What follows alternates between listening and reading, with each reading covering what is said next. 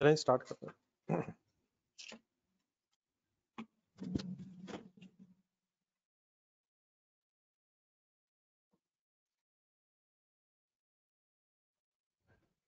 जी वालेकुम सलाम मुज़म्मिल साहब।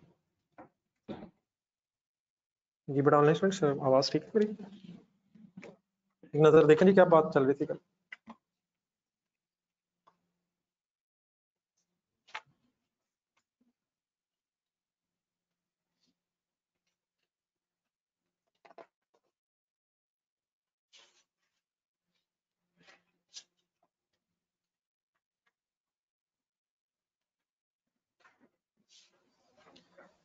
जी कल तक वाला समझ आ गया था प्लीज? क्या होती है लीज? ढूंढने जरा चीज़, एक नज़र देखें। लीज कॉन्ट्रैक्ट में कितनी पार्टीज इन्वॉल्व हैं? कौन कौन सी? लेसी कौन होता है? जो एसेट ऑब्टेन करता है और रेंटल्स पे करता है। और लेसर एसेट परचेज करके लेसी को हैंडओवर करता है और उसके बदले में रेंटल्स रिसीव करता है। ठीक है, चले फिर आगे क्वेश्चन करते हैं। क्वेश्चन नंबर 1 ढूंढे जरा सेकंड पेज पे। जी ऑनलाइन स्टूडेंट्स आपका तो नहीं कोई इशू?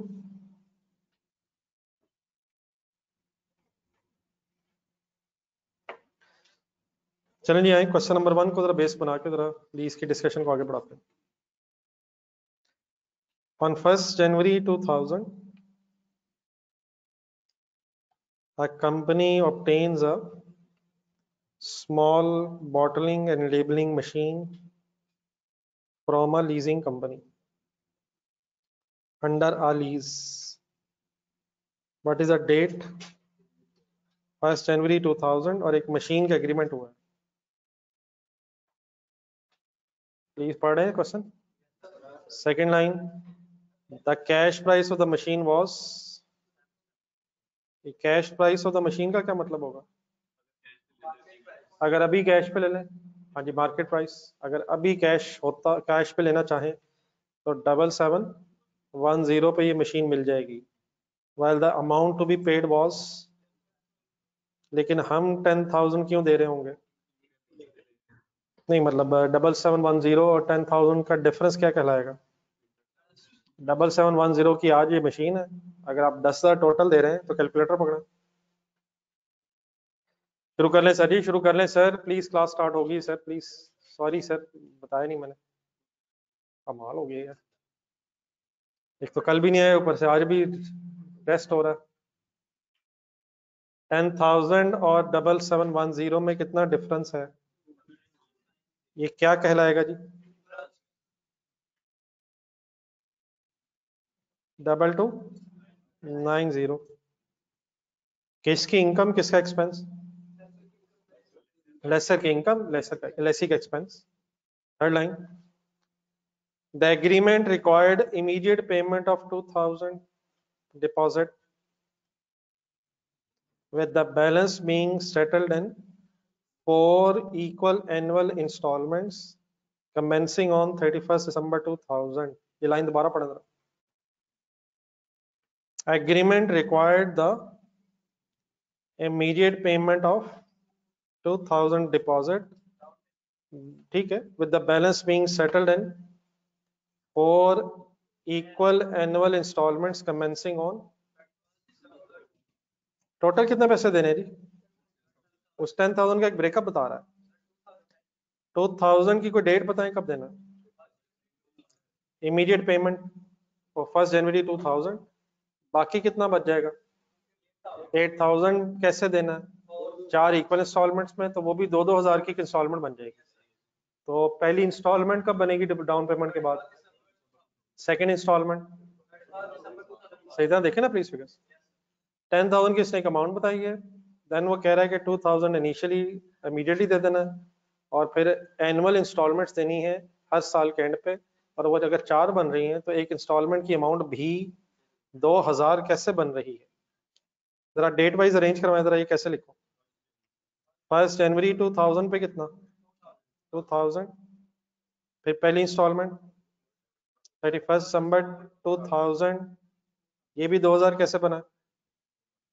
टोटल 10 था, 10 में से 2000 डिपॉजिट हो गया, बैलेंस 8000 बचा, और 8000 का बैलेंस 4 इक्वल इंस्टॉलमेंट्स में देना, 4 इक्वल एनुअल इंस्टॉलमेंट्स में।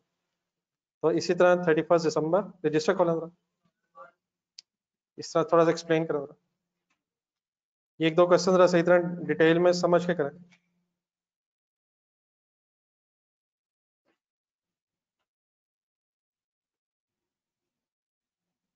It depends on the lessor and lessee के इन पेमेंट्स हैं, उनका स्ट्रक्चर क्या होगा। हर साल के शुरू में पैसे देने हैं, एंड में देने हैं, कोई इनिशियल डिपॉजिट देना है, ये सारा डिपेंड करता है कि एग्रीमेंट ऑफ लेसी और लेसर आपस में कैसे निगोशिएट करके हुआ है। तो थोड़ा सा एक्सप्लेन कर लें क्वेश्चन नंबर 1 की, इधर वर्किंग शुरू कर लें।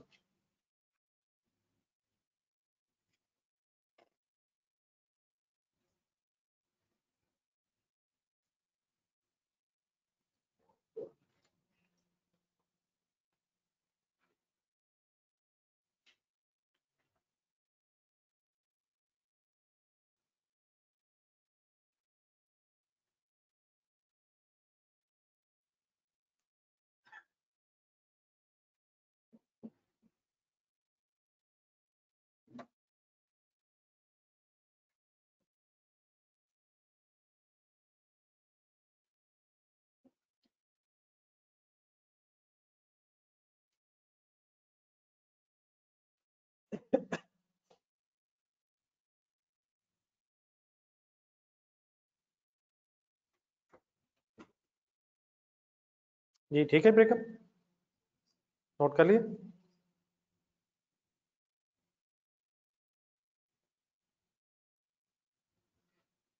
ये कुछ लोगों के पास सेट नहीं है, कल पेजेस डिस्ट्रीब्यूट हुए थे, किन लोगों के पास नहीं है, इधर आगे है लोग। चलिए क्वेश्चन कंप्लीट करें। ये ऑनलाइन स्टूडेंट्स समझ आ गया प्लीज?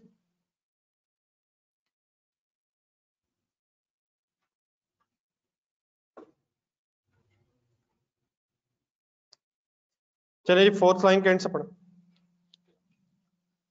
चार्ज ऑफ ₹22,290, अभी आपने कैलकुलेट किया था कि interest represents 15% per annum, interest rate दिया हुआ है, इससे आगे वर्ड्स अंडरलाइन करें पर एनम के बाद, calculated on remaining balance of liability during each accounting period. अब ये जो सेंटेंस है अंडरलाइन कर लें, ये फिर मैं अभी क्वेश्चन करते हुए समझाता हूँ, बल्कि याद करवाता हूँ कि ये जो ईयर वाइज इंटरेस्ट की वर्किंग है, ये आउटस्टैंडिंग बैलेंस क्या बात कर रहा है। 12 इस लाइन में 2290 टोटल इंटरेस्ट बता रहा है और उसका रेट बता रहा है 15% पर एनम। कैलकुलेट कैसे हुआ ये उसने एक्सप्लेन किया हुआ है, लेकिन इसका आइडिया आपको पहले भी है, मैं अभी याद करवाता हूँ। आगे चलें। Depreciation on plant is to be provided for at the rate of on a straight line basis, फिलहाल 20% रेट दिया हुआ है और एक मेथड स्ट्रेट लाइन बताया हुआ है। अज्यूमिंग रेजिडुअल वैल्यू ऑफ निल, आखिरी सेंटेंस अंडरलाइन करें। Ownership of the asset is expected to be transferred to lessee at the initially asset कौन खरीदता है? लेसर, और उसी के नाम होता है। लीज टर्म में एसेट किसके पास रहता है? लेसी के पास, लेकिन नाम किसके ही रहता है? लेकिन समटाइम्स एग्रीमेंट्स में ये लिखा होता है कि जब लीज टर्म कंप्लीट हो जाएगी तो लीगल ओनरशिप भी लेसर से लेसी को मिल जाएगी, लेकिन ये कोई नेसेसरी कंडीशन नहीं है। According to this question, lease term के एंड पे जो ओनरशिप ट्रांसफर होने का जिक्र हो रहा है, ये लीगल ओनरशिप की बात हो रही है, लेकिन ये जरूरी नहीं होता कि हर लीज एग्रीमेंट में लीगल ओनरशिप जरूर ट्रांसफर हो। समटाइम्स एसेट लीज टर्म में लेसी यूज कर लेता है और उसके बाद फिर एसेट लेसर के पास वापस चला जाता है। तो ये अकॉर्डिंग टू क्वेश्चन फिर हम देखा करेंगे। इस क्वेश्चन में जो ownership at the end of lease term की बात हो रही है, ये फिजिकल ओनरशिप की बात नहीं हो रही। फिजिकली तो एसेट कब चला गया होगा? जैसे ही एग्रीमेंट हुआ, लेसर ने एसेट लेसी को देना देना, यूज उसी ने करना है। तो ये जो end of the lease term में ओनरशिप की बात हो रही होती है, ये जरा ब्रैकेट में लिख लें, ये लीगल ओनरशिप की बात हो रही है। और लीगल ओनरशिप का मतलब नाम एसेट हो जाएगा लेसी के जब लीज टर्म एंड होगी, इस्तेमाल तो वो करता रहेगा। लीज टर्म में लेसर नाम ट्रांसफर नहीं करता है, वो अपनी पेमेंट्स की सिक्योरिटी के लिए नाम अपना ही रखता है, लेकिन एग्रीमेंट में समटाइम्स लिखा होता है कि at the end of the lease term legal ownership भी ट्रांसफर हो जाएगी।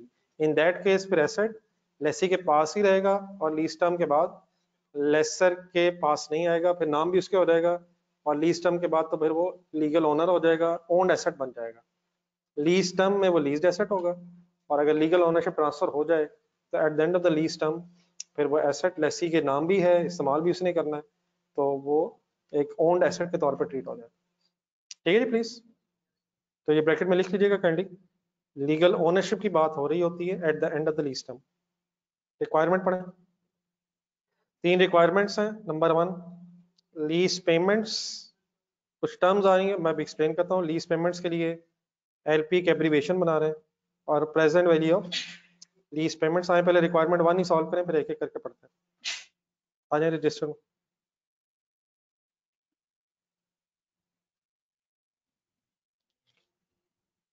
जी requirement is calculation of lease payments and present value of lease payments. पहले हेडिंग लिख लें lease payments.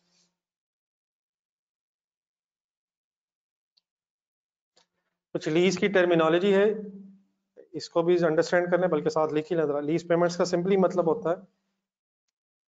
Payments over the lease term. वो सारे पैसे जो लीज टर्म में लेसी ने लेसर को देने हैं उन सबको इकट्ठा करके लीज पेमेंट्स बोल देते हैं। Payments over the lease term, किसने किसको देने पैसे, तो शुरू से लेके एंड तक लीज टर्म में जो पैसे लेसी ने देने हैं उसे लीज पेमेंट्स बोला जाता है। लीज टर्म एक वर्ड मैं बोल रहा हूँ, लीज टर्म का मतलब जरा देख के बताएं अपना क्वेश्चन जरा, लीज टर्म कितनी है? नहीं लीज टर्म अमाउंट तो नहीं है, लीज टर्म 4 साल है, 4 सालों में इंस्टॉलमेंट्स डिवाइड होंगी तो लीज टर्म, तो शुरू से लेके लीज टर्म में एंड तक जो लेसी ने पैसे देने हैं, जरा ढूंढेंगे कितने देने? 10,000। वो शायद फिगर भी दी हुई है लेकिन जस्ट अगर मैं एक्सप्लेन करना चाहूँ तो वो 10,000 कैसे देना है, 2,000 शुरू में देना है और फिर 2,000 की 4 इंस्टॉलमेंट्स हैं। डेफिनेटली फिगर हमारे पास अवेलेबल थी, मैंने जस्ट उसका एक ब्रेकअप लिख दिया, लिख दें।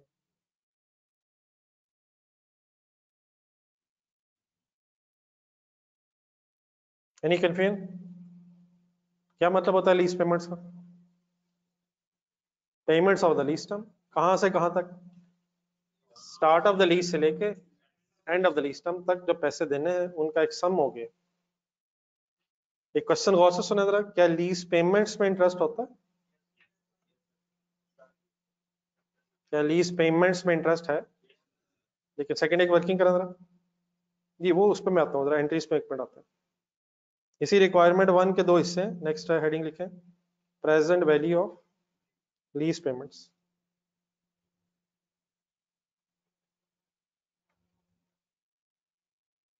अब इन्हीं लीज पेमेंट्स की अगर हम आज की वैल्यू निकाल लें तो वो प्रेजेंट वैल्यू कैलकुलेट हो जाएगी। हेल्प करेंगे? कैसे करूं? नहीं यार एनएटी से नहीं, जरा सोच के कंसंट्रेट करें प्लीज। 10,000 की प्रेजेंट वैल्यू इकट्ठे ना निकाल लो। रीजन डिफरेंट डेट्स पे होना है, 10,000 ने इकट्ठा पे नहीं होना। अगर फॉर एग्जांपल 10,000 ने 4 साल बाद इकट्ठा ही पे होना होता तो 10,000 की प्रेजेंट वैल्यू किस फॉर्मूले से ले लेते हैं? डिस्काउंटिंग से। एक ही अमाउंट है, 4 साल बाद है, डिस्काउंटिंग से। लेकिन ये 10,000 कैसे देना है? 2,000 पहले इनिशियली देना है, फिर 2,000 करके इंस्टॉलमेंट्स में देना है। तो जब पहला 2,000 है क्या उसकी प्रेजेंट वैल्यू 2,000 ही होगी? तो इमीडिएट पेमेंट है। और फिर इसके अलावा कितने 2,000 की अमाउंट्स रह जाएंगी? क्या वो एक से ज्यादा है? सेम है, गैप सेम है, गैप सेम है, एक एक साल एनुअल है। तो 4 इंस्टॉलमेंट्स हैं, एनुअल इंस्टॉलमेंट्स, एक से ज्यादा है, 2,000 की अमाउंट्स हैं, एनुअल अमाउंट्स हैं। कैसे वर्किंग हो सकती है? एन्युटी लग सकता है। एन्युटी लगाने का तरीका क्या होता है? एक इंस्टॉलमेंट की अमाउंट उठाएं, देन एन्युटी का फार्मूला प्लीज बोलने की कोशिश करें। इंटरेस्ट रेट ढूंढना है, 0.15 हो जाएगा, माइनस बताएं 4 या 5, -4 इंस्टॉलमेंट्स हैं जिनके इंटरेस्ट की बात हो रही है और डिवाइड बाय 0.15। ओके है प्लीज। पहला 2000 क्यों एज इट इज ले लिया है? वो आज ही पे हो रहा है, वो प्रेजेंट वैल्यू ही है। बाकी चार अमाउंट्स की फिर प्रेजेंट वैल्यू एन्युटी के फॉर्मूले से आ सकती है। जी ऑनलाइन स्टूडेंट्स, आपको याद आ गया?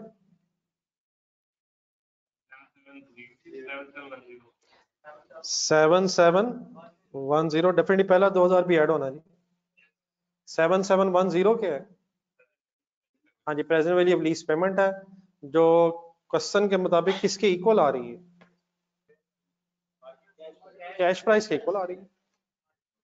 ये present value of lease payment है, जो अकॉर्डिंग टू क्वेश्चन और कैश प्राइस के इक्वल आ रही है। क्यों आ रही है वो भी आपसे पूछता हूँ, खुद भी कुछ बात करता हूँ। पहले जरा फिगर सॉल्व कर लें जरा। Any confusion in the working formula? -4, any confusion? Note कर लिया? चले प्रेजेंट वैल्यू का मीनिंग बताएं जी, अकॉर्डिंग टू क्वेश्चन बताइए किस दिन की वैल्यू है? 1 जनवरी 2000 की वैल्यू, आज की ये वैल्यू है। क्या इसके अंदर इंटरेस्ट है? तो ये कोई सरप्राइजिंग चीज नहीं है कि 7710 जो हमारा आंसर आ रहा है ये कैश प्राइस के बराबर आ रहा है। आज के मुताबिक तो ये एसेट 7710 का ही है, वही उसकी वर्थ है। लेकिन आप क्योंकि पैसे इंस्टॉलमेंट्स में दे रहे हैं, इसलिए आप इससे जो ओवर एंड अबव एक्स्ट्रा दे रहे हैं वो फिर इंटरेस्ट की अमाउंट है। वरना 7710 जो प्रेजेंट वैल्यू है वो कैश प्राइस के इक्वल आना ये कोई सरप्राइजिंग चीज नहीं है। वो भी आज की वैल्यू है और ये भी आज की वैल्यू है। एज अ लेसी आप एक्स्ट्रा जो दे रहे हैं वो क्यों दे रहे हैं? क्योंकि आपने टाइम बेसिस पे पैसे देने हैं, 4 सालों में इंस्टॉलमेंट्स दे रहे हैं। बात क्लियर है मेरी? Any confusion? क्या लीज पेमेंट्स में इंटरेस्ट होता है? क्या लीज पेमेंट्स में इंटरेस्ट होता है? और उस लीज पेमेंट में से अगर इंटरेस्ट निकाल लिया जाए तो फिर प्रेजेंट वैल्यू लीज पेमेंट्स आ जाती है। एनी इतराज, एनी कंफ्यूजन? चले सेकंड रिक्वायरमेंट पढ़े। हाँ जी, जर्नल एंट्रीज अब आपने करनी है बुक्स ऑफ। फिलहाल हम लेसी से डिस्कशन स्टार्ट करेंगे, फिर ऑब्वियसली लेसर क्या करता है वो भी बात होनी है। लेकिन जर्नल एंट्रीज फिलहाल लेसी की बुक्स में, और कौन कौन से साल है? 2 सालों की वर्किंग है। बिस्मिल्लाह पढ़े जी।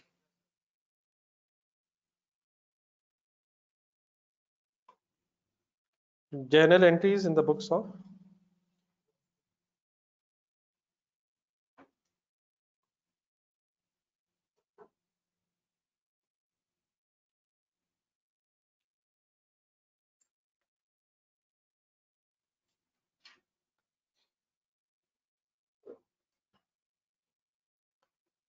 ये रिवाइज डेफिनेटली एंट्रीज होंगी, तो फॉर द ईयर एंडेड पहले लिख लें 31 दिसंबर 2000।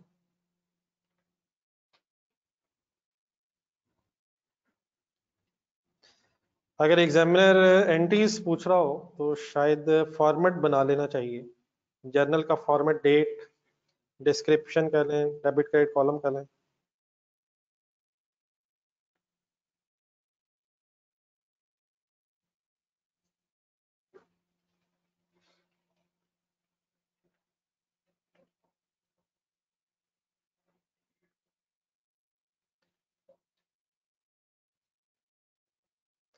आइडिया मैंने ज़रूर देना आपको, लेकिन चीज़ें आपको पता है, कोई इशू वाली बहस नहीं है।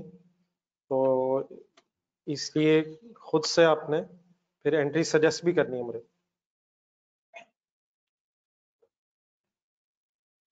रेडी जी? हेल्प मी, आप देखें डाटा।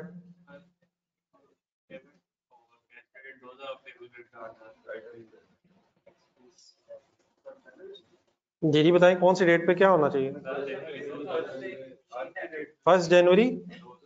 क्या हुआ उस दिन? मशीन हमारी है।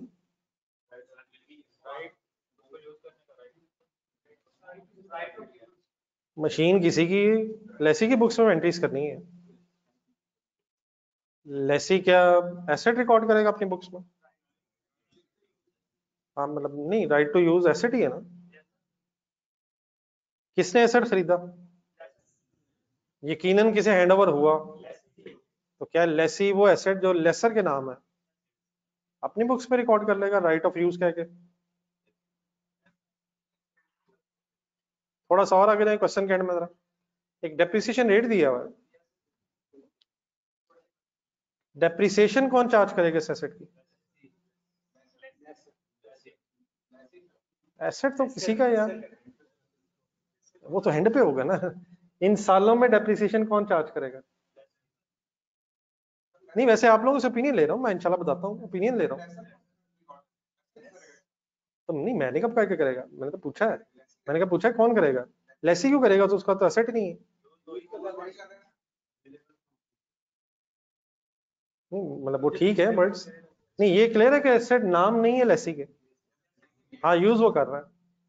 अच्छा नॉर्मल सिचुएशन क्या होती है, जो एसेट यूज कर रहा होता है उसी के नाम भी होता है, नहीं उसी के नाम भी होता है। फॉर एग्जांपल आपने अगर अपनी मशीनरी खरीदी है तो मशीनरी डेबिट है, कैश क्रेडिट है, या अगर क्रेडिट पे खरीदी है तो पेबल हो जाएगा, नाम आपके हैं, आप ही इस्तेमाल करेंगे, आप देर पर डेप्रिसिएशन चार्ज कर रहे होते हैं। लेकिन लीज के केस में क्या हुआ है, नाम लेसर के केस में है, सॉरी नाम लेसर के है और यूज लेसी कर रहा है। तो असल में मैं थोड़ा सा याद करवाना चाह रहा हूँ, आपने अपनी प्रीवियस स्टडीज में अल्लाह करे को मान ले एक कॉन्सेप्ट पढ़ा हुआ है सब्सटेंस ओवर फॉर्म, पीआरसी वगैरह में कहीं, जहाँ मटीरियलिटी प्रूडेंस कॉन्सेप्ट वगैरह है। अकाउंटिंग में अगर कभी लीगल रियलिटी कुछ और हो जाए और फैक्ट्स ऑफ एग्रीमेंट कुछ और हो, अब लीगल एग्रीमेंट ऑफ लीज अगर देखें तो क्या है, लीगल स्टोरी क्या है, एसेट लेसी का, लेसर का सॉरी, नाम उसके, लेकिन फैक्ट्स ये हैं कि हकीकत ये है कि इसे इस्तेमाल लेसी ने करके बेनिफिट लेना। तो अगर लीगल रियलिटी और हो जाए और फैक्ट्स ऑफ द एग्रीमेंट कुछ और हो जाए तो अकाउंटिंग फिर लीगल रियलिटी की बेस पे नहीं, फैक्ट्स ऑफ द एग्रीमेंट की बेस पे होती है। मेरा ख्याल है एक सेंटेंस ये भी कहीं थोड़ा सा जहन में रह जाए तो अच्छा, जरा नोट ही कर लें, इसी एंट्री में ही कर लेना चाहे बस, बिफोर एनी एंट्री। मसलन जो हमने फर्दर एंट्रीज करनी है उसकी वजह यह है कि अकाउंटिंग में कॉन्सेप्ट है कि अगर लीगल रियलिटी और फैक्ट्स ऑफ द एग्रीमेंट में डिफरेंस आ जाए तो अकाउंटिंग फैक्ट्स की बेस पे होती है। And what is the fact कि एसेट लेसी ने इस्तेमाल करना है, इसलिए एसेट यकीनन लेसी अपनी बुक्स में रिकॉर्ड भी करेगा और फिर डेप्रिसिएशन भी चार्ज करेगा, लेकिन ये अकाउंटिंग के किस कॉन्सेप्ट की वजह से हो रहा है उसको भी जरा लिखना जरा। हाँ जी जरा थोड़ा सा एक्सप्लेन अगर करना, सब्सटेंस ओवर फॉर्म, ये कॉन्सेप्ट ये कहता है if there is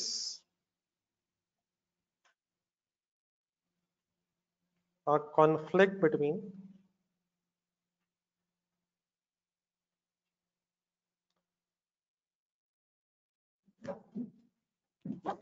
if there is a conflict means difference between legal reality and facts of agreement,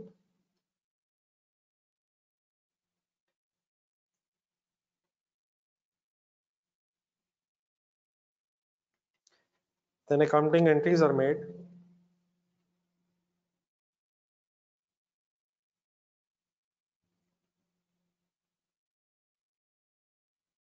on the basis of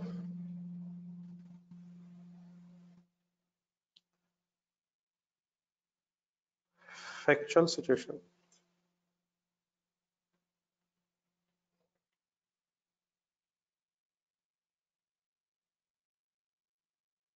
ये वर्ड्स को समझ आ रहा है, लीगल और factual. What is the legal reality of lease agreement, lessor is the owner, and what is the factual situation in the agreement, lessee is using the asset just like an owner, lessee is using the asset just like an owner, use कर रहा है लेसी, खरीदा है laser ने। अगर आप कोई गाड़ी चलते हुए देखें सड़क पे तो पता चल जाता है ये कौन सी लीज की है कौन सी नहीं है, सोच लें जरा एक मिनट।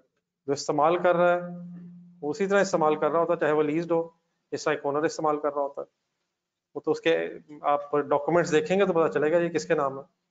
वरना लेसी ने वैसे ही इस्तेमाल करना है, जब उसका दिल करे घर से निकाल ले, जब दिल करे बाहर खड़ी कर दे, जब दिल करे ना इस्तेमाल करे, वैसे ही उसने इस्तेमाल करना है जैसे एक ओनर इस्तेमाल करता है।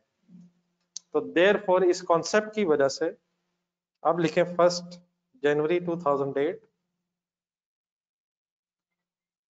और बताएं एंट्री अब क्या होनी चाहिए।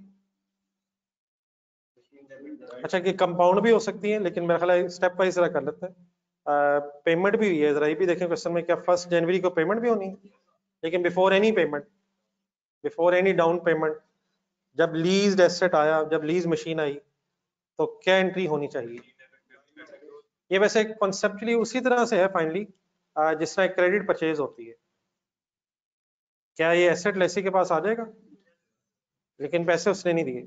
लेकिन नॉर्मल क्रेडिट परचेज और लीज में डिफरेंस ये है कि क्रेडिट परचेज नॉर्मली महीना 2 महीने बाद पेमेंट मैक्सिमम हो जानी है, इसमें ज़रा लंबा सा इन्वॉल्व है। तो अगर कोई क्रेडिट परचेज आप करेंगे, कोई मशीन क्रेडिट पे खरीदेंगे, तो मशीन डेबिट और पेएबल क्रेडिट होना है। तो यहाँ भी मशीन डेबिट और पेएबल है, लेकिन कुछ लीज के अंदर एक्स्ट्रा वर्ड्स आ जाएंगे। तो मशीन के साथ वर्ड आ जाएगा, पहले मेरी बात पूरी कर लेना जरा। राइट ऑफ यूज मशीन के नाम से एक एसेट बन जाएगा। मशीन का एक राइट हमने खरीद लिया, मशीन का यूज करने का एक right. these words are just for the sake of कि ये जरा स्पेसिफाई हो जाएगा, ये लीज्ड एसेट है। सिंपली मशीन तो हमारी ओन भी हो सकती है। तो मशीन को यूज करने का जो राइट हमने खरीदा है, ये हमारा एक एसेट है। और इसके अगेंस्ट जो पेएबल है, पेएबल लीज लेसर की तरफ होता है, तो पेएबल टू लेसर भी कहा जा सकता है, लेकिन नॉर्मली वर्ड यूज किया जाता है लीज लायबिलिटी क्रेडिट। ये किस एंट्री में ही शायद फर्दर लीज के एंगल से वर्ड्स आए हैं। एसेट डेबिट है, पेएबल क्रेडिट है। कौन सा एसेट डेबिट है? Right of asset, right of use asset. अब यहाँ मशीन थी, मैंने मशीन लिख दी है। अगर कोई व्हीकल होती तो right of use asset debit है, payable means lease liability credit है। किसने किसको पैसे देने हैं? लेसी ने लेसर को पैसे देना है। पहले आप ये हेड्स लिखें, फिर उसके बाद मैंने आपसे अमाउंट पूछनी है। Any confusion in these words?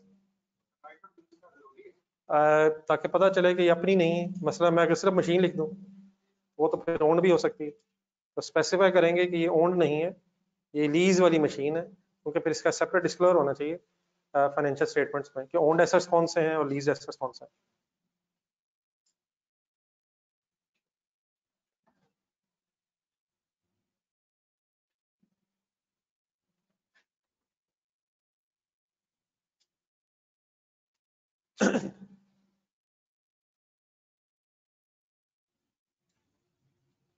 Ji definitely बेटा, अगर एक एसेट आपने रिकॉर्ड किया है, तो क्या फिर ये स्टेटमेंट ऑफ फाइनेंशियल पोजीशन में फिर अपीयर होगा? लीज लायबिलिटी का रिकॉर्ड हुई है, तो क्या ये आपकी लायबिलिटीज में आएगी? तो एक बेटा एसेट रिकॉर्ड हुआ है, एक लीज लायबिलिटी है। एसेट जितना रह गया वो भी स्टेटमेंट ऑफ फाइनेंशियल पोजीशन में नॉन करंट एसेट्स में आएगा। भी बनाते हैं एक्सट्रैक्ट्स वगैरह, सी रिक्वायरमेंट है। और जो लीज लायबिलिटी रह गई है, वो भी हमने अपनी लायबिलिटीज में प्रेजेंट करनी है। ठीक है प्लीज, लिख ली एंट्री। अब इसकी अमाउंट आप बताएं, ढूंढे, आपका क्या ख्याल है? ढूंढे सर, प्लीज ढूंढे तो सही, सवाल में से ढूंढे सर। मेरा था 50,000 से इस एंट्री नहीं होना। तो ये तो बहस ही नहीं है, सवाल में से मिलना ना कुछ। जी जी, ऑनलाइन स्टूडेंट साहब से सजेस्ट करें।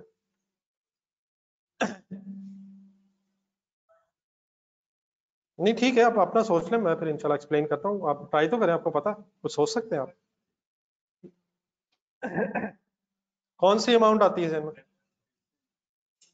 किसी के जहन में 10,000 के अलावा अमाउंट आती हो? नहीं है कोई ऐसी? 7710 भी जहन में आता है? तो 10,000 क्यों नहीं जहन में आ रहा? क्या 10,000 नहीं देना? अच्छा, 10,000 और 7710 में कोई के अलावा तो सॉरी कोई ओपिनियन नहीं है? कोई तीसरी फिगर तो नहीं हमारी बहस में? आप जो 10,000 कह रहे हैं और 7710 भी अगर कोई कह रहा है, बात मेरी पूरी होने दीजिएगा एक मिनट। मेजोरिटी जरा 10,000 कह रही है, तो पहले मैं जरा एक सेकंड जरा 10,000 के हवाले से बात कर लूं। चलो 10,000 कह रहे हैं, 10,000 से अगर मैं एंट्री करूं, आप यही कहना चाह रहे हैं? और सर जी यही कहना चाह रहे हैं सर? जी सर, लाइबिलिटी के 8 से नहीं, वो तो अभी पेमेंट कर लेते ना यार। बिफोर पेइंग एनीथिंग, एक दूसरी एंट्री अलग बना लेता हूं, वो कंपाउंड भी हो सकती है। लेकिन बिफोर पेइंग एनीथिंग, और यकीनन इसी दिन हमने पे भी कर देना और लाइबिलिटी ने 2,000 से कम भी हो जाना, तो आपकी बात ठीक है। लेकिन बिफोर पेइंग एनीथिंग, ये कितने से एंट्री होनी चाहिए पहले वो कर लें, फिर उसकी इंशाल्लाह पेमेंट की बात भी कर लेते हैं। तो क्या बिफोर पेइंग एनीथिंग लाइबिलिटी 10,000 से रिकॉर्ड होनी चाहिए, जिनका ओपिनियन 10,000 है? लेकिन अब इसमें बड़ा प्रॉब्लम सुना जरा, ये 10,000 आपको पता है लीज पेमेंट्स की अमाउंट है। और सर जी ये पता है सर, क्या इसमें इंटरेस्ट है? इसमें इंटरेस्ट है। अब पहले आप आए डेबिट साइड पे। अगर हम 10,000 से ऐसे डेबिट कर रहे हैं तो इसका मतलब हम इंटरेस्ट को भी कैपिटलाइज कर रहे हैं। और क्या इंटरेस्ट कैपिटलाइज होता है? होता है IAS 23। एसेट की कॉस्ट में इंटरेस्ट कैपिटलाइज होता है, लेकिन हमेशा नहीं। अगर क्वालिफाइंग एसेट हो फिर कैपिटलाइज होता है। क्वालिफाइंग एसेट क्या होता है? जस्ट जो भी जेन में आता है, एक एसेट जिसे वर्किंग कंडीशन में लाते हुए सब्सटेंशियल टाइम पीरियड लग जाए, तो ये ऐसा एसेट नहीं है। या है? ये तो एक मशीन है जो सिंपली शायद लेसर ने खरीद के हमें दे दी है, तो this is not a qualifying asset, therefore interest capitalise नहीं होना चाहिए इसमें। तो what is the problem with debiting 10,000? उसके अंदर इंटरेस्ट भी है जो कैपिटलाइज हो जाएगा।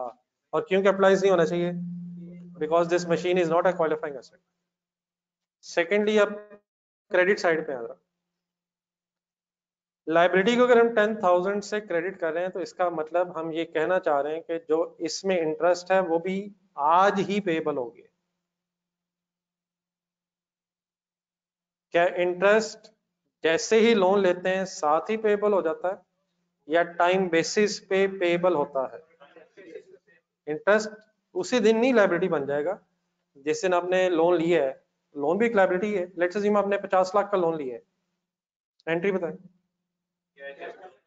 कितने से? 50 लाख से, या ये भी प्लस करेंगे जी इस महीने फॉर एग्जांपल अगले साल का ये होगा, अगले साल का ये होगा, 5 लाख और होगा तो 55 लाख से पेएबल क्रेडिट हो जाएगा। आप प्रिंसिपल अमाउंट से ही अपना लोन क्रेडिट करेंगे। हाँ, with the passage of time आप इंटरेस्ट की वर्किंग करेंगे, और अगर पे नहीं किया होगा तो फिर वो भी लाइबिलिटी बनता जाएगा। जैसे ही लोन लोगे वैसे ही लाइबिलिटी नहीं बनेगा, इंटरेस्ट टाइम बेसिस पे लाइबिलिटी बनता है।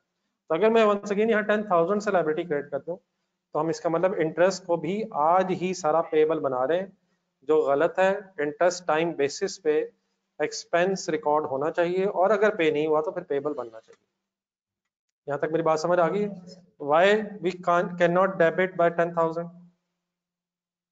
क्योंकि इंटरेस्ट कैपिटलाइज हो जाएगा। और 10,000 से क्रेडिट भी क्यों नहीं कर सकते? क्योंकि सारा इंटरेस्ट आज ही पेएबल नहीं है, वक्त के साथ साथ पेएबल होगा जैसे जैसे टाइम गुजरेगा। तो ना 10,000 से डेबिट होना चाहिए और ना 10,000 से क्रेडिट होना चाहिए। फिर होना क्या चाहिए वो मैं बताता हूँ। अब आप इस तरह करें, ये क्वेश्चन दोबारा सामने रखें एक सेकेंड, और बात को जरा बिल्कुल सिंपली शायद इस तरह से हम अंडरस्टैंड कर सकते हैं। क्या ये भी हो सकता था कि ये जो हमने मशीन लीज पे ली है, इसे बैंक से लोन लेके खुद खरीद लेते? जरा देखें डाटा गौर से। ये मशीन कितने की थी आज? 7710। तो ये भी तो हो सकता था कि हम किसी बैंक से 7710 उधार लेते, कैश कैश ले लेते, और बाद में मशीन खुद खरीद लेते। तो 10,000 आज लोन लेते या 7710 लेते? क्या एंट्री करते? Cash debit, loan credit, loan payable credit by 7710 principal amount से करते। फिर कैश का क्या करते? जो आया क्या करते? क्या एंट्री करते? तो अगर फॉर एग्जांपल लोन लेते तो cash debit loan credit by 7710,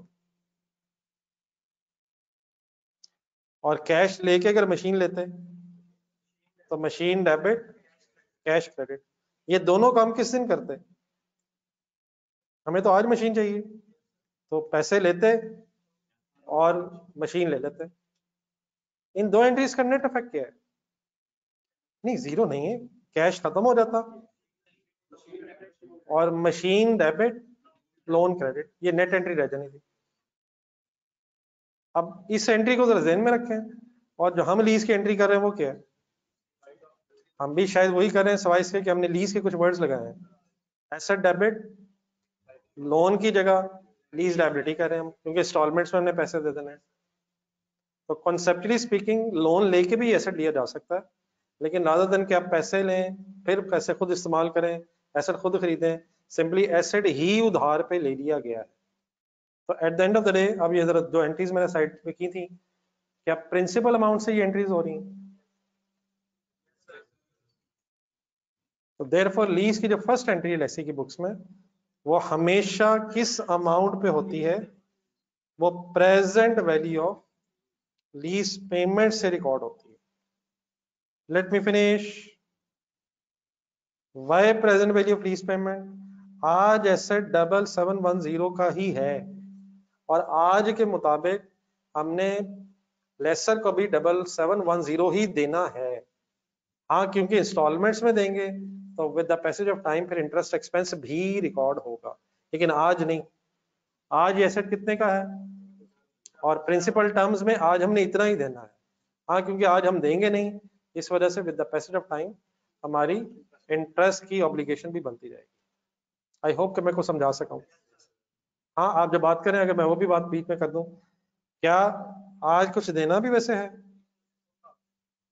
आज कुछ देना भी है। तो मैंने ये एंट्री उस वक्त की है जब हमने कुछ भी नहीं दिया, लेकिन यकीनन फर्स्ट डे पे ही क्या होगा, 2000 की एक डाउन पेमेंट भी हो जाएगी। उसकी एंट्री बताएंगे क्या होनी चाहिए? उस डाउन पेमेंट के होने से एसेट बढ़ेगा या लायबिलिटी कम हो जाएगी? क्या उसमें इंटरेस्ट तो नहीं? वो आज ही है, तो सिंपली 2000 की एंट्री हो जाएगी, लीज लायबिलिटी डेबिट और कैश क्रेडिट। कैश आना है जाना है? क्या उस कैश के जाने से हमारी 2000 की लायबिलिटी कम हो जाएगी? अब क्लियर हो गया? अब यकीनन इसे कंपाउंड भी लिखा जा सकता है। Right of use machine debit 7710, cash credit 2000 and balancing figure liability रह जाएगी। लेकिन अलग-अलग इसलिए लिख लें ताकि ये जरा जहन में रह जाए कि first entry present value of lease payments पे है, और उसके बाद डेफिनेटली जब आप पेमेंट करते जाएंगे तो आपकी लायबिलिटी रिड्यूस होती जाएगी। अगर कोई कंफ्यूजन रहेगी तो वो भी पूछ लें, वरना यहाँ तक कंप्लीट कर लें।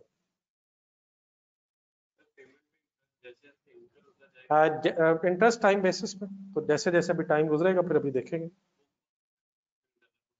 नहीं, हमेशा का इंटरेस्ट कैपिटलाइज होता है। वो तो जब एसेट कंप्लीट हो जाता है तो फिर क्वालिफाइंग एसेट का भी इंटरेस्ट प्रॉफिट लॉस में जाता है। अगर एक एसेट कंप्लीट हो गया तो सीज होने के बाद भी प्रॉफिट लॉस में जाता है। वो तो अगर एसेट बन रहा हो, उसे वर्किंग कंडीशन में लाने के लिए जरूरी हो, तब कैपिटलाइज होता है। जिससे अगर मशीनरी की कोई रिपेयर मेंटेनेंस है, वो तो फिर बाद में कैपिटलाइज नहीं ना होती, लेकिन अगर शुरू में कोई इंस्टॉलेशन कॉस्ट है, बस वो कैपिटलाइज होती है once asset is available for use. Further अगर एक्सपेंस हो रहा है कोई रिपेयर मेंटेनेंस नेचर का, वो तो फिर प्रॉफिट लॉस में जाएगा। ठीक है, तो वो सेम कॉन्सेप्ट से बोरिंग कॉस्ट भी कैपिटलाइज होती है, लेकिन बोरिंग कॉस्ट सिर्फ तभी कैपिटलाइज होती है if the asset is qualifying asset, और which means कि substantial time period लग रहा है। और जब एसेट कंप्लीट हो जाता है, वंस एसेट इज कंप्लीटेड, तो है जहन में चीजें, तो बोरिंग कॉस्ट की कैपिटलाइजेशन वैसे ही सीज हो जाती है। ऑनवर्ड्स अगर इंटरेस्ट इंकर भी हो रहा हो तो वो भी प्रॉफिट लॉस में जाता है। तो ये तो अब यूज होना शायद शुरू हो गया है। ठीक है, एनी अदर कंफ्यूजन? जी ऑनेस्टनेस, इस फर्स्ट 2000 में इंटरेस्ट क्यों नहीं है? ये तो फर्स्ट डे ही पे हो रहा ना। चले, मेन इशू मेरा ख्याल है अगर रिजॉल्व है तो नेक्स्ट आप बताएं फिर। नेक्स्ट को डेट सजेस्ट करें। क्यों रोक रहे हैं 31 दिसंबर में? 31 दिसंबर पे बिल्कुल सही कह रहे हैं जी, एसेट एक साल यूज भी हो जाएगा और एक ईयर एंड पे इंस्टॉलमेंट भी है। पहले जरा डेप्रिसिएशन की बात कर लेते हैं।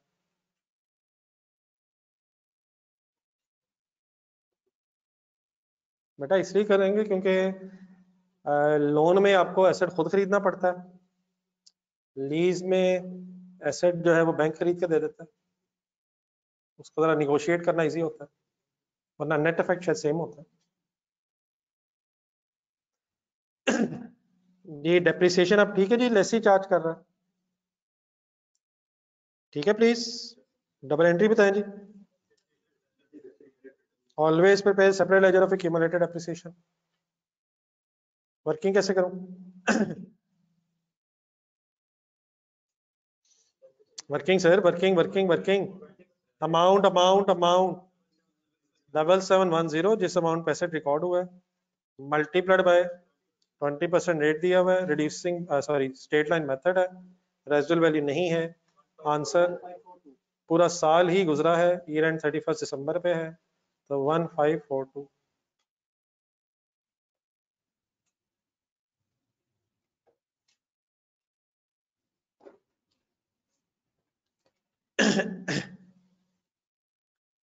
Any confusion? जी online students, okay please. Next same date जरा मेरे कहने पे लिखें। According to the agreement. बेटा अगर नहीं ट्रांसफर होगी तो फिर देख लेते हैं क्या होगी। अभी पहला सवाल हो रहा है, अगर एंड में ओनरशिप ट्रांसफर ना हो तो फिर डेप्रिसिएशन कैसे चार्ज होगी, फिर इंशाल्लाह वैसे चार्ज होगी जैसे होनी चाहिए। तो बिस्मिल्लाह रहमान रहीम, क्वेश्चन नंबर 1 तो करना या क्वेश्चन नंबर लास्ट है कि 31 दिसंबर 2000 पे, ये सबको पता है, डाटा देखें जरा, कि एक इंस्टॉलमेंट भी पे होनी है, फर्स्ट इंस्टॉलमेंट भी ड्यू हो रही है, कितनी अमाउंट की? क्या उसमें इंटरेस्ट होगा? उस पे इंटरेस्ट होगा या उसमें इंटरेस्ट होगा? एक एंट्री के लिए जरा जगह छोड़े, ये जो आपने डेट लिखी है इसके लिए जरा 3 लाइनें नीचे छोड़े। इन क्वेश्चंस में इंस्टॉलमेंट्स में जो इंटरेस्ट होता है उसको कैलकुलेट करने के लिए एक टेबल बनता है। तो हर क्वेश्चन में ही बार बार रिपीट होना सिंपल सी चीज है। एक हेडिंग लिखना जरा 3-4 लाइनें छोड़ के, finance charge, finance charge allocation table. अब यहाँ finance charge simply means interest expense की शायद बात हो रही है। फाइनेंस चार्ज एलोकेशन टेबल, इसका पर्पस लिखना है, बाकी फिर मैं अभी वर्किंग भी बताता हूँ। इसका पर्पस ये होता है टू सेग्रीगेट, ये टेबल इसलिए बनाया जाता है to segregate, sorry, to segregate the principal and interest from rentals. ये जो लीज के रेंटल्स या लीज की इंस्टॉलमेंट्स हैं, उसमें हर इंस्टॉलमेंट में कितना प्रिंसिपल है कितना इंटरेस्ट है, उसको सेग्रीगेट करने के लिए एक टेबल बनाया जाता है। क्योंकि जो इंटरेस्ट है वो लेसिक एक्सपेंस है, उसने प्रॉफिट लॉस में जाना है, और जो प्रिंसिपल अमाउंट है उससे लीज लाइबिलिटी ने शायद रिड्यूस होना है। बाकी बहरहाल मैं टेबल बनाता हूँ, क्लियर हो जाएगा इंशाल्लाह। क्या मकसद है जी इस टेबल का? किसको किस में से अलग-अलग करना है? नहीं सिर्फ 2000 नहीं, मतलब जितनी भी रेंटल्स की अमाउंट्स हैं उनमें से प्रिंसिपल इंटरेस्ट अब हम सेग्रीगेट कर लेंगे, ताकि फिर जहां भी जरूरत पड़े अकॉर्डिंगली वर्किंग हो जाए। ओके, बस अगर आपने लिख लिया तो अब लिखना छोड़ें। मैंने कुछ कॉलम्स बनाने हैं तो पहले मुझे बना लेने दें। सबसे पहले डेट्स लिखा करेंगे, नेक्स्ट कॉलम में रेंटल्स कह लें या इंस्टॉलमेंट्स कह लें, फिर प्रिंसिपल, फिर देन उसके बाद इंटरेस्ट, और फिर फाइनली एक बैलेंस का कॉलम बन जाएगा। कौन से कॉलम्स होंगे जरा नाम बोल दें? Date, rentals, principal, interest and balance. 2 लाइनें मुझे कंप्लीट करवानी है अपने 2 स्टेप्स, उसके बाद फिर आप कीजिएगा। ये टेबल हमेशा आप स्टार्ट किया करेंगे डेट ऑफ एग्रीमेंट से। क्या बोला मैंने? स्टार्टिंग पॉइंट क्या होता है? डेट ऑफ एग्रीमेंट, और स्टार्टिंग बैलेंस हमेशा होता है वो अमाउंट जिस अमाउंट से आपने लीज लायबिलिटी क्रेडिट की हुई है। स्टार्टिंग डेट कौन सी होगी? Date of agreement. और स्टार्टिंग बैलेंस कौन सा होगा? जिस अमाउंट से आपने लीज लायबिलिटी क्रेडिट किया है, which is definitely present value of lease payments. Start हो गया प्लीज?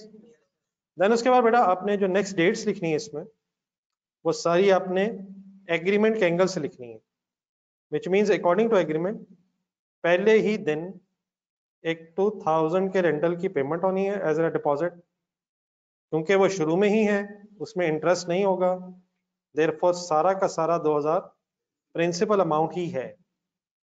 बात मेरी समझ आ गई यहां तक? देन एक मिनट ठहरे ठहरे ठहरे प्लीज। देन टोटल लाइबिलिटी थी हमारी 7710। अगर उस लाइबिलिटी में से 2000 पे हो जाए तो रिमेनिंग लाइबिलिटी फिर कितनी रह जाएगी? 5710।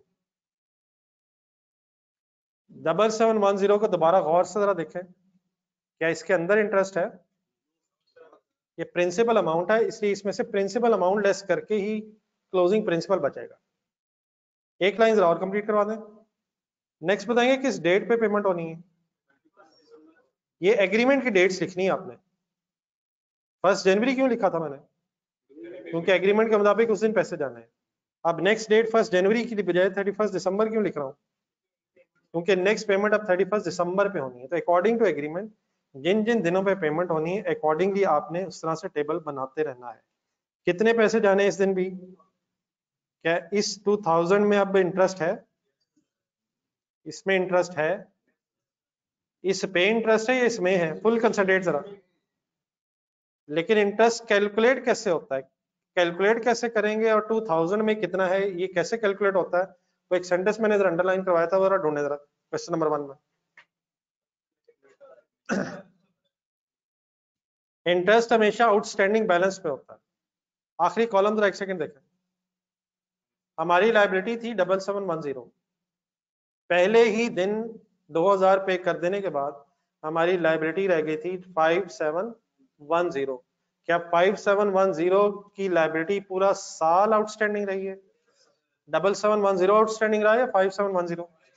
आउटस्टैंडिंग किसे कहते हैं? जो अमाउंट कांस्टेंट रही हो।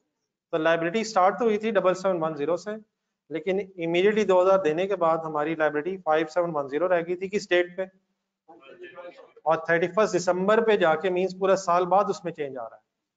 तो लोन का इंटरेस्ट हो या लीज की लाइबिलिटी है वो हमेशा आउटस्टैंडिंग बैलेंस पे कैलकुलेट करेंगे, विच मींस कैलकुलेटर पे लिखें 5710 मल्टीप्लाइड बाय, बताएं प्लीज, मल्टीप्लाइड बाय 15%। ये जो फिगर आई 857 ये क्या आया? ये कब से कब तक का इंटरेस्ट आया? 1 जनवरी से 31 दिसंबर पूरे साल का इंटरेस्ट आया। क्या फिगर बता रहे थे आप? 857 इस साल का इंटरेस्ट है। टोटल कितना दे रहे हैं? 2000। तो 857 उसमें इंटरेस्ट होगा। और बैलेंसिंग फिगर निकलवा देंगे जरा मुझे प्लीज। ये फिगर सॉल्व कैसे हुई है सबको पता है? और अब मैंने बैलेंसिंग प्रिंसिपल है वो कैसे निकालने लगा हूं? 2000 minus 857 is equal to 1143। Balancing figure principal calculate हो गया है। प्लीज लिख रहे हैं, जल्दी कर रहे हैं आप, लिखते हुए गलत हो जाएगा, जगह कम रह जाएगी। ठहर जाएं ठहर जाएं, हम लिख रहे हैं हम लिख रहे हैं प्लीज। उसकी जगह मैंने 2 दफा कहा ठहर जाएं ठहर जाएं। प्लीज 857 कहां से आया? आउटस्टैंडिंग बैलेंस इनटू रेट, फिर वो इंटरेस्ट रेंटल की अमाउंट में सेलेक्ट करके मैंने प्रिंसिपल फाइंड आउट किया। जब ये रेंटल पे हो जाएगा तो उसमें 1143 प्रिंसिपल भी होगा। तो 5710 माइनस 2000 करूं या 1143 करूं? प्रिंसिपल अमाउंट से आखिरी कॉलम में। तो principal balance less principal repayment, remaining principal रह जाएगा 4567। कुछ प्लीज समझ आ रहा है टेबल कैसे बन रहा है?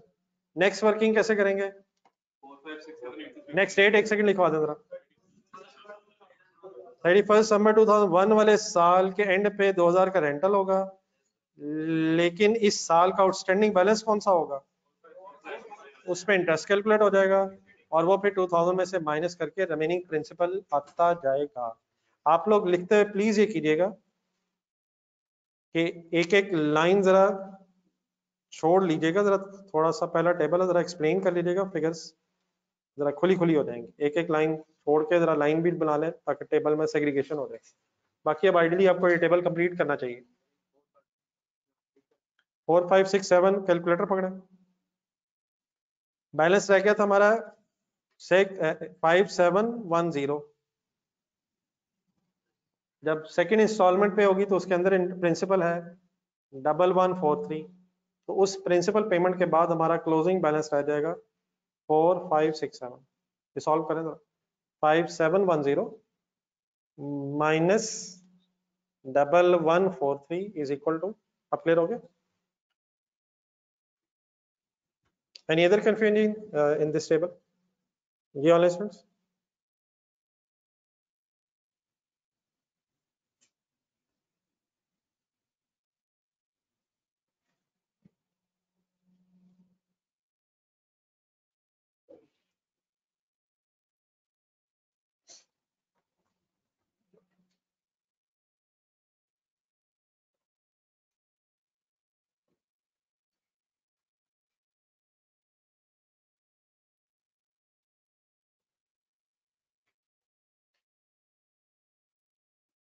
सर हम बैंक से लोन लेते हैं 1 लाख रुपए का और हर साल 10% इंटरेस्ट देना है उस पे, वो तो हर साल 10% नहीं, रहेगा। किसका? 1 लाख का नहीं। 1 लाख का नहीं होगा? आपने फॉर एग्जांपल 1 लाख लोन लिया, फर्स्ट ईयर कुछ रीपे नहीं किया, तो उस साल तो 1 लाख पे होगा। लेकिन अगर आप फॉर एग्जांपल 20,000 वापस कर दें, वो 1 लाख का नहीं होगा? नहीं, फिर 80,000 पे होगा। नहीं, क्या ख्याल है? अगर आपने लोन 20,000 वापस कर दिया तो जो रिमेनिंग रह गया आउटस्टैंडिंग बैलेंस पे इंटरेस्ट होगा। अगर फॉर एग्जांपल आपने लोन ही वापस कर दिए तो अब इंटरेस्ट तो नहीं होगा। तो जैसे जैसे लोन कम होता जाएगा आपका अकॉर्डिंग इंटरेस्ट भी कम होता है। परसेंटेज तो ठीक है चले, लेकिन आउटस्टैंडिंग बैलेंस से हमेशा मल्टीप्लाई होती है, और आउटस्टैंडिंग बैलेंस में जो रिमेनिंग रह गया है, और फिर उतने अरसे के लिए मल्टीप्लाई होती है जितना अरसा वो कांस्टेंट रहेगा। अगर 6 मंथली इंस्टॉलमेंट्स हो तो फिर 6 महीने का इंटरेस्ट अलग अलग कैलकुलेट होगा। तो जैसे जैसे ग्रेजुअली लोन, ये सेम कॉन्सेप्ट है, लोन का आउटस्टैंडिंग बैलेंस डिक्रीज होगा, उसी तरह लीज लायबिलिटी का जो बैलेंस डिक्रीज हो रहा है, आउटस्टैंडिंग बैलेंस पे इंटरेस्ट आएगा। ठीक है?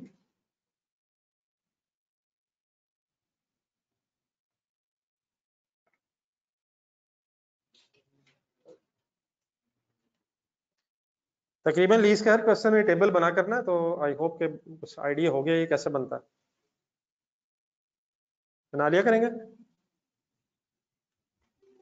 कर दें कंप्लीट।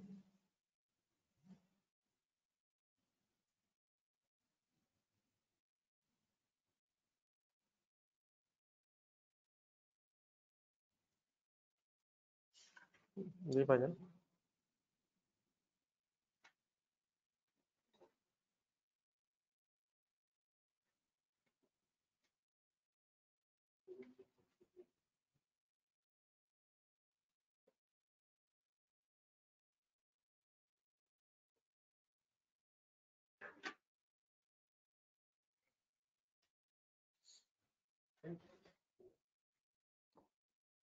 राउंड ऑफ काइंडली सही कर लीजिएगा यार, लीज अभी साइड पर रह जानी है, अभी राउंड ऑफ का एक इशू आना है।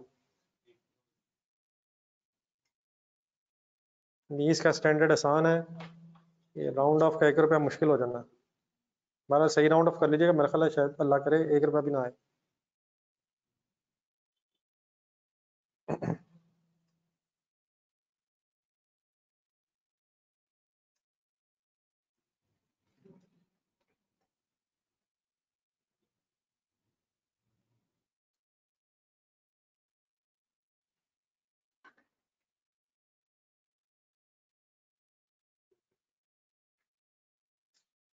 जी किए वर्क किसने? ये 2001 वाला रेंटल का ब्रेकअप बताइए। 1315 685 32। अब ये बेटा आप लोग समझ आ गया बैलेंस 3 to 5। नेक्स्ट वन 15 12 488 1740 1739 261 1 रुपया।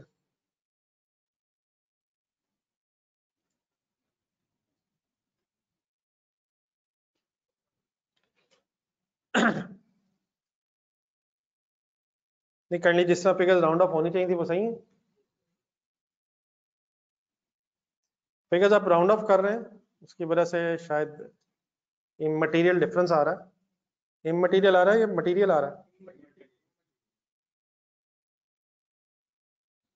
क्या ideally at the end of the lease term ये टेबल का बैलेंस 0 हो जाना चाहिए? वो क्यों? अगर सारी इंस्टॉलमेंट्स दे दी हैं सारे पैसे दे दिए हैं, तो क्या उसके बाद बैलेंस खत्म हो जाना चाहिए? तो अगर आप ये टेबल बेटा सही बना रहे हैं तो ये टेबल का आंसर, टेबल के एंड में बैलेंस अप्रोक्सीमेटली 0 होगा। ठीक है प्लीज जी ऑनलाइन स्टूडेंट्स, आपको कोई कंफ्यूजन?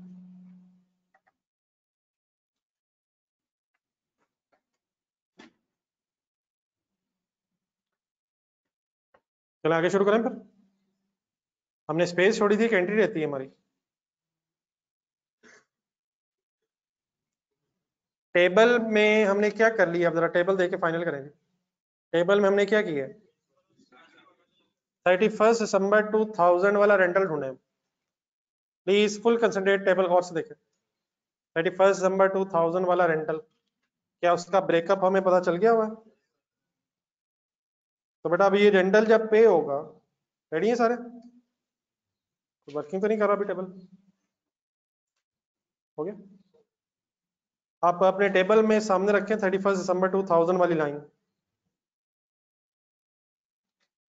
रेंटल पे होना है या रिसीव होना है? हम लेसी के तौर पे वर्किंग कर रहे हैं। कैश आएगा या जाएगा? कितना जाएगा? कैश तो लेसी ने 2000 ही देना है, लेकिन अब उसका एक ब्रेकअप है, बताएंगे क्या होना चाहिए? प्रिंसिपल अमाउंट से लीज लायबिलिटी डेबिट हो जाएगी 1143, और इंटरेस्ट की अमाउंट कितनी है? लेसी का इंटरेस्ट एक्सपेंस रिकॉर्ड हो जाएगा। क्लियर हो जाएगी प्लीज बात? और ये interest expense profit and loss में एज एन एक्सपेंस रिकॉर्ड हो जाएगा।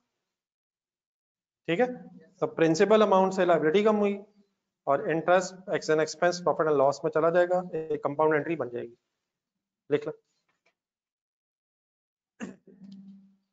Any confusion in the entry online students?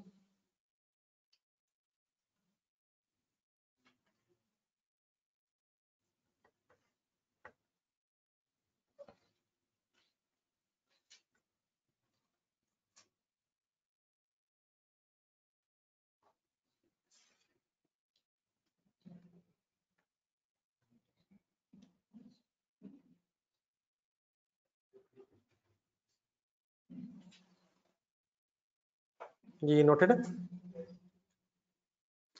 Requirement B पढ़े, अभी 1 साल रहता है।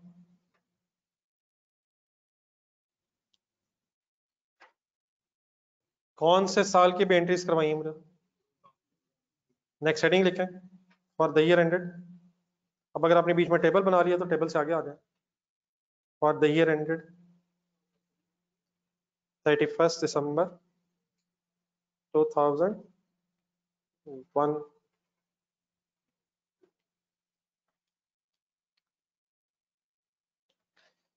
सारी इंफॉर्मेशन आपके सामने है, जरा देख के बताएंगे क्या होनी, कौन सी एंट्रीज होनी इस साल? एसेट रिकॉर्ड नहीं होना, एसेट रिकॉर्ड हुआ है। दो एंट्रीज कौन कौन सी होंगी? इंडिविजुअली जरा ट्राई करें।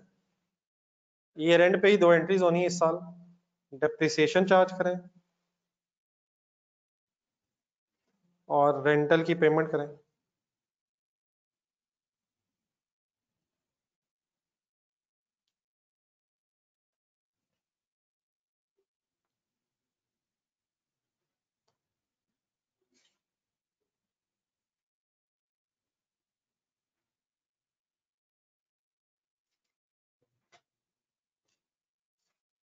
स्ट्रेट लाइन मेथड है, डेप्रिसिएशन की अमाउंट सेम ही आ जाएगी। 77 अगर वर्किंग करनी भी हो तो 7710 मल्टीप्लाइड बाय 20%, 1542 था।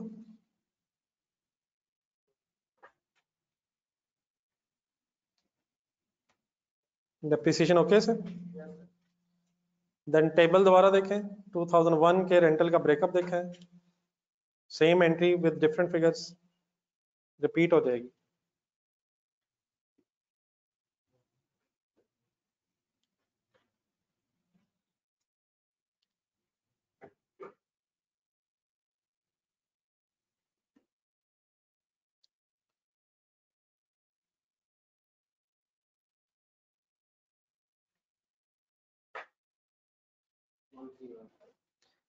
1315 and 685.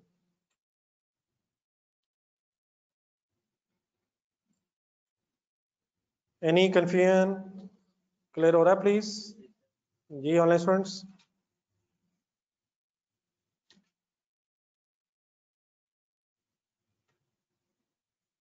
रिक्वायरमेंट सी रहती है सर नेक्स्ट में करें शुरू।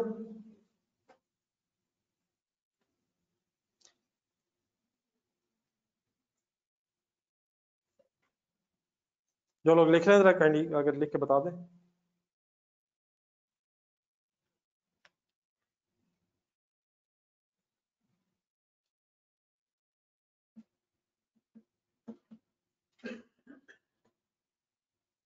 रिक्वायरमेंट सी पढ़े सर।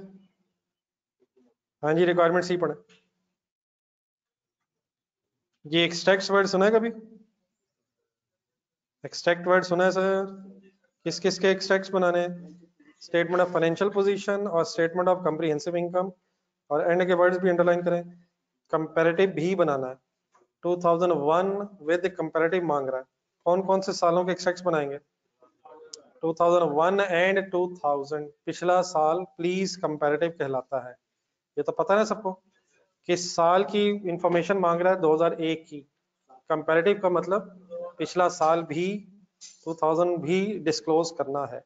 आइए जरा फॉर्मेट बनाएं, उसके बाद फिर फिगर्स ढूंढ के लिखवाइएगा।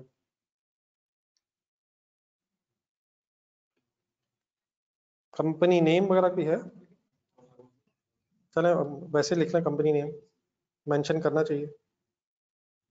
अगर कंपनी नेम हो तो यकीन वो लिखना चाहिए, मैं याद दहानी के लिए लिख रहा हूँ। Statement of financial position, according to question जो स्टेटमेंट ऑफ फाइनेंशियल पोजीशन और स्टेटमेंट ऑफ कॉम्प्रिहेंसिव इनकम में फिगर्स आनी है वो बस आपने प्रेजेंट करनी है। और एक्सट्रैक्ट वर्ड्स लिखना ज़रूरी है अगर आप पूरी स्टेटमेंट ऑफ फाइनेंशियल पोजीशन वगैरह नहीं बना रहे। एज ऑन 31 दिसंबर 2001 ही है, लेकिन आप 2001 के साथ साथ कंपैरेटिव क्योंकि रिक्वायर्ड है तो 2000 की इंफॉर्मेशन भी देंगे। यहाँ तक फॉर्मेट ज़रा बना लें। कोई मैंने नई बात की हो तो पूछ लें। सब यूज्ड टू हैं?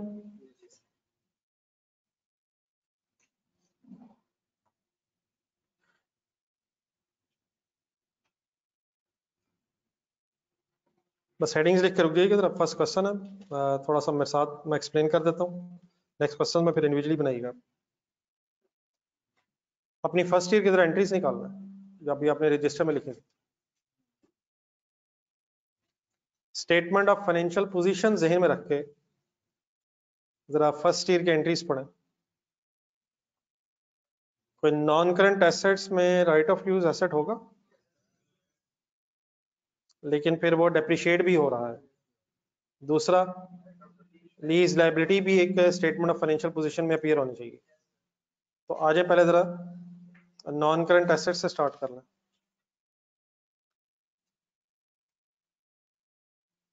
बल्कि ये भी अगर कंप्लीट करवा दें, right of use machine, full concentrate जरा छोड़ दें जहां भी है, लिखना छोड़ें। राइट ऑफ यूज मशीन कितने पे रिकॉर्ड की थी? 7710। क्या 2000 के एंड पे भी थी? प्लीज यार प्लीज प्लीज, डेफिनेटली लेस होना अभी है, अलहदा प्रेजेंट कर लेते हैं ना। क्या इसमें से क्यूमुलेटेड एप्रिसिएशन भी लेस होनी है? वो डेफिनेटली ब्रैकेट्स वगैरह में भी हो सकती है, लेकिन जरा अगर प्रेजेंट कर लें तो जरा अच्छा है। एसेट रिकॉर्ड हुआ था 7710 पे, किस डेट पे? 1 जनवरी 2000 पे 7710 पे। और कितना पहले साल डेप्रिशिएट हुआ? 15। और फर्स्ट ईयर था इसलिए क्यूमुलेटेड एप्रिसिएशन और डेप्रिसिएशन सेम अमाउंट ही है। तो यहाँ से यकीनन एक 6168 क्या बना? Book value at the end of 2000, carrying amount. चले अच्छा वर्ड है। 2001 में परेशानी होना है, 7710 ही लिख रहा हूँ मशीन के सामने, सेपरेट लेजर्स बने हुए हैं। एसेट अकाउंट में 7710 ही है, हाँ, accumulated appreciation 1542 multiplied by 2 okay, accumulated 2 सालों की लेस हो जाएगी। सेपरेट लेजर्स अज्यूम कर रहा हूँ क्योंकि आपने एंट्री करते हुए भी एक्यूमुलेटेड एप्रिसिएशन का लेजर अलग बनाया है। एसेट 7710 का ही था, लेकिन आफ्टर 2 years 1542 मल्टीप्लाइड बाय 2 समझ आ जाएगा, 3084 रुपीज डेप्रिशिएट होके फिर इसकी कैरिंग अमाउंट आ जाएगी। Any confusion in the figures? कर लें कंप्लीट। 4626 थोड़ा सा एक्सप्लेन कर रहा हूँ ताकि जरा फिगर्स जरा रिकंसाइल प्रॉपर हो जाए, आपको नजर आ जाए। ये लिख लें, फिर वो लीज लायबिलिटी का डिसीजन लेते हैं।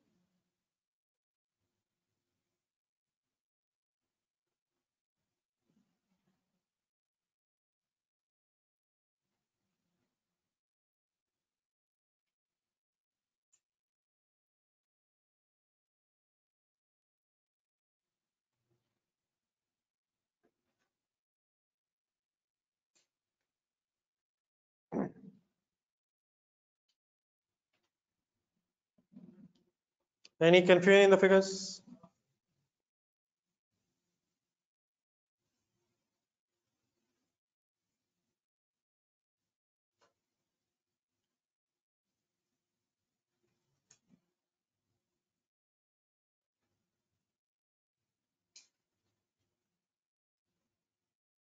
आगे शुरू करें जी। नॉन करंट एसेट्स में कुछ और देखे इंफॉर्मेशन देखे, एंट्रीज देखे। Any other thing in non current assets? Anything in current assets? Anything in current assets? Anything in equity? तरतीब वही रखनी है। Anything in equity, share capital, premium? Anything in non current liabilities? कोई lease liability appear होगी? अच्छा sir, ये important figure है जी। अब ये अपना टेबल जरा 1 मिनट सामने रखें। ये टेबल जरा एक अकाउंटेंट बन के पढ़ना आना चाहिए जरा। इस टेबल में हमने अपनी लायबिलिटी का एक सारा ब्रेकअप किया हुआ है। Full concentrate please. 31 दिसंबर 2000 जहन में रख के, क्या बोला मैंने? 31 दिसंबर 2000 जहन में रख के बताएंगे टेबल के मुताबिक हमारा क्लोजिंग बैलेंस ऑफ लायबिलिटी कितना है। 31 दिसंबर 2000 सर लायबिलिटी का स्टार्टिंग पॉइंट क्या था? 7710। फिर पहले ही दिन लायबिलिटी कितनी रिमेनिंग रह गई? जब ईयर एंड आया तो एक और इंस्टॉलमेंट पे होने के बाद हमारा फाइनल बैलेंस ऑफ लायबिलिटी 4567 रह गया होगा। वैसे भी अपने एंट्रीज लिखी हुई हैं। एक लीज लायबिलिटी का लेजर जरा जहन में लाने की कोशिश करें। फर्स्ट ईयर की एंट्रीज ढूंढना जरा। लायबिलिटी क्रेडिट कितने से की आपने? नहीं, लायबिलिटी क्रेडिट कितने से की? 7710। फिर डेबिट कितने से की? 2000। कितनी रह गई? 5710। फिर जब ईयर एंड आया तो आपने 1143 से फर्दर लायबिलिटी डेबिट कर दी। तो what should be the closing balance of lease liability? तो बेटा क्लोजिंग बैलेंस फाइनेंशियल पोजीशन में अपीयर होंगे। तो what is the closing balance of lease liability as on 31 December 2000? 4567। लेकिन नेक्स्ट स्टेप क्या, ये लायबिलिटी सारी नेक्स्ट 12 मंथ्स में सेटल हो जानी है?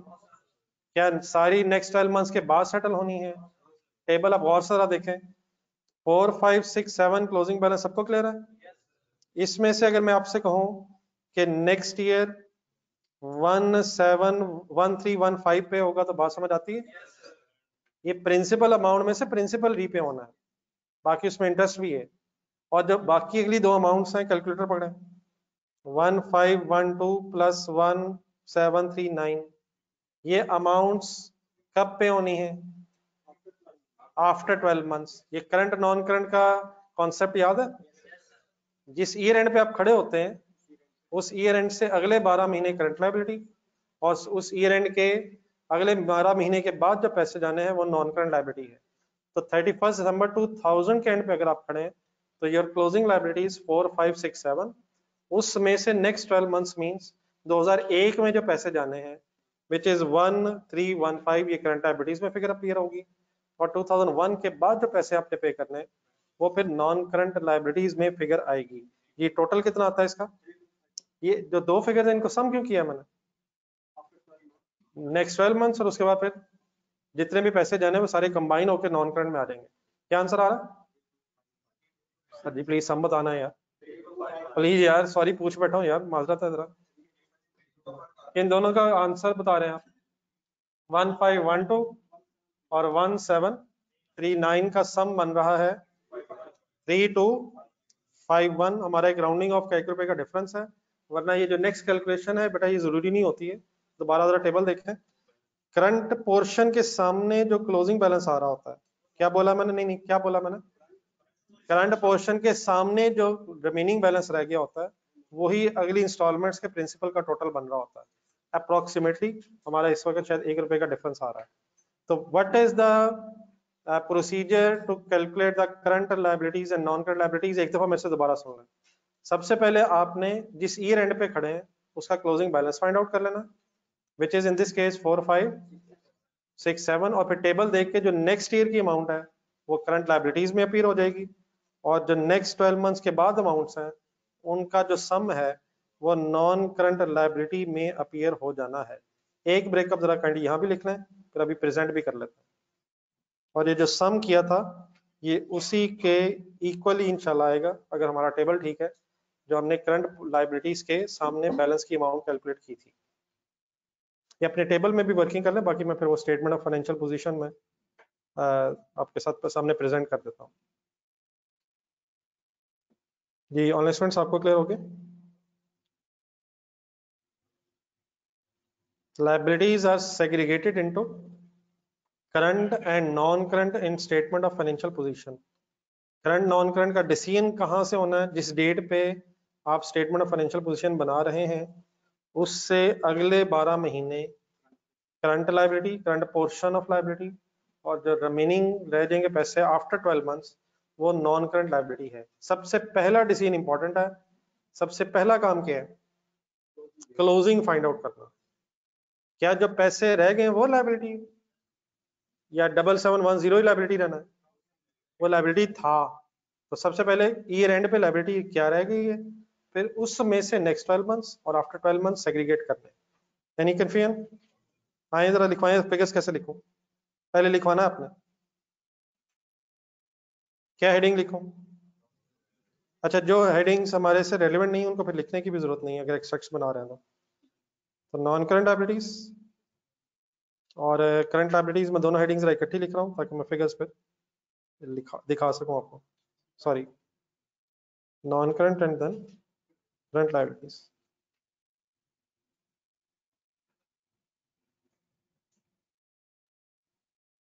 पेशेंस दिखाया करें जरा, एक मिनट। नॉन करंट लायबिलिटीज में एक लीज लायबिलिटी हेडिंग आ जाएगी और करंट लायबिलिटीज में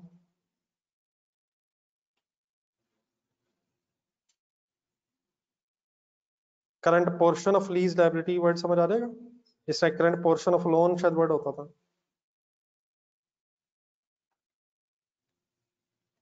वो पैसे जो नेक्स्ट 12 मंथ्स में जाने हैं। अब टेबल सामने रखें, छोड़ दें जहां भी हैं आप, टेबल में पहुंचा, कंपैरेटिव भी बनाना है तो 2000 के एंगल से भी मैंने बात की थी। बताएंगे नॉन करंट लायबिलिटीज में कितना आएगा 2000 के एंड पे अगर खड़े, बोलना है please sir ji, please please. 32 और करंट में कितना आना है 1315। क्लियर है सारा? आप लोग इस तरह करें, ये ठीक है कि देख के लिखना, तो लेकिन 2001 के एंगल से फिर फिगर्स आप खुद डिसाइड करें। दोबारा टेबल देखें और 2001 के एंगल से ब्रेकअप बनाए जरा। पहला स्टेप इंपॉर्टेंट है जो मैंने बताया था, पहला ये, दूसरा ये, फिर तीसरा ये। जी ऑनलाइन स्टूडेंट्स आपको ये ब्रेकअप क्लियर हो गया?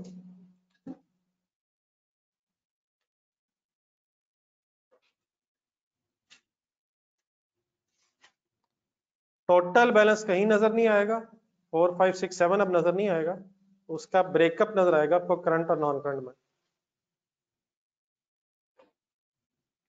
और देन अगर आप 2001 के एंड पे खड़े हैं तो फिर मेक योर ओन डिसीजन कि what is closing, what is closing में से करंट एंड क्लोजिंग में से नॉन करंट।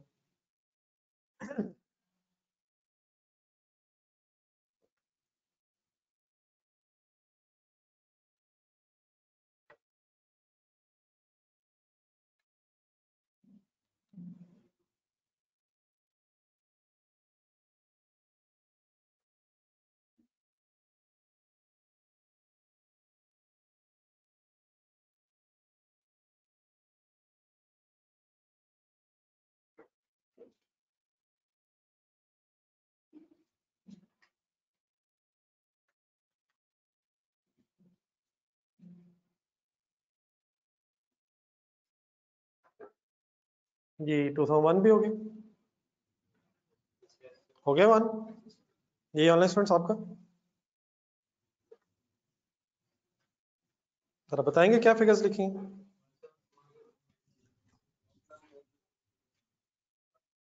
सबसे पहला डिसीजन क्या लिया जी? What is the closing balance as on 31 December 2001? बताएंगे जी। 325052 सबको ओके। देन नेक्स्ट स्टेप, इसमें से नेक्स्ट 12 मंथ्स में 1512 करंट लाइबिलिटीज में आ जाएगा और रिमेनिंग कितना बच जाएगा? 1740 या 1739, whichever you want to say। तो फिर ये नॉन करंट लाइबिलिटीज में फिगर अपीयर हो जाएगी। Any confusion?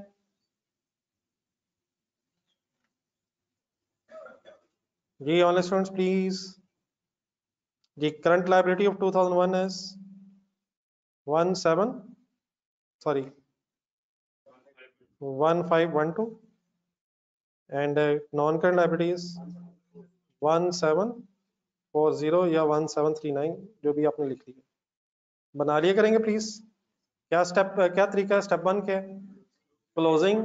नेक्स्ट स्टेप, उस क्लोजिंग में से नेक्स्ट 12 मंथ्स में कितने पैसे जाने हैं और फिर जो रिमेनिंग बैलेंस आ जाएगा वो नॉन करंट लाइबिलिटीज में अपीयर हो जाएगा। Any confusion please? जी ऑनलाइन स्टूडेंट्स आपकी। Any other thing in statement of financial position? चले एक दूसरे एक्सट्रैक्ट रहते हैं अभी रिक्वायरमेंट पड़े। अब डेफिनेटली इसका टोटल वगैरह कोई नहीं करेंगे। अगर आप एक्सट्रैक्ट्स बना रहे हैं, टोटल तभी होता है अगर आप पूरी स्टेटमेंट ऑफ फाइनेंशियल पोजीशन बना रहे हो।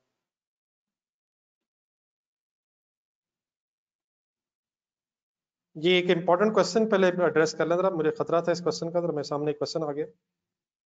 फुल कंसंट्रेशन और जरा टेबल सामने रखेंगे, थोड़ी देर बाद वो बना लेते हैं, वर्किंग आसानी है। स्टेटमेंट ऑफ प्रॉफिट लॉस का इशू नहीं है। मुझे लग रहा था ये क्वेश्चन आना है तो आ ही गया। Table table table please. मुझे जो कहा जा रहा है आप भी गौर से सुना जरा। 2000 से शुरू कर लें चलो। 31 दिसंबर 2000 का क्लोजिंग बैलेंस पता है? प्लीज बता दो यार, कोई एक दफा तो बता दो यार, कमाल होगी। 4567 फाइनल है। इसका हमने करंट और नॉन करंट पोर्शन बना के अपनी स्टेटमेंट ऑफ फाइनेंशियल पोजीशन में लिख लिया है। मुझे कहा यह जा रहा है कि ये जो अगला इंटरेस्ट है ये भी तो लाइबिलिटीज में अपीयर होना चाहिए। 685, 488, 261, ये इंटरेस्ट भी तो लाइबिलिटीज में आना चाहिए। ये बड़ा क्वेश्चन आपका यही है? एक सेकंड, जो मेरे सामने क्वेश्चन आया था मैं जरा कंफर्म कर लूं। मैंने 857 की बात क्यों नहीं की है? 857 लाइबिलिटीज में नहीं आना चाहिए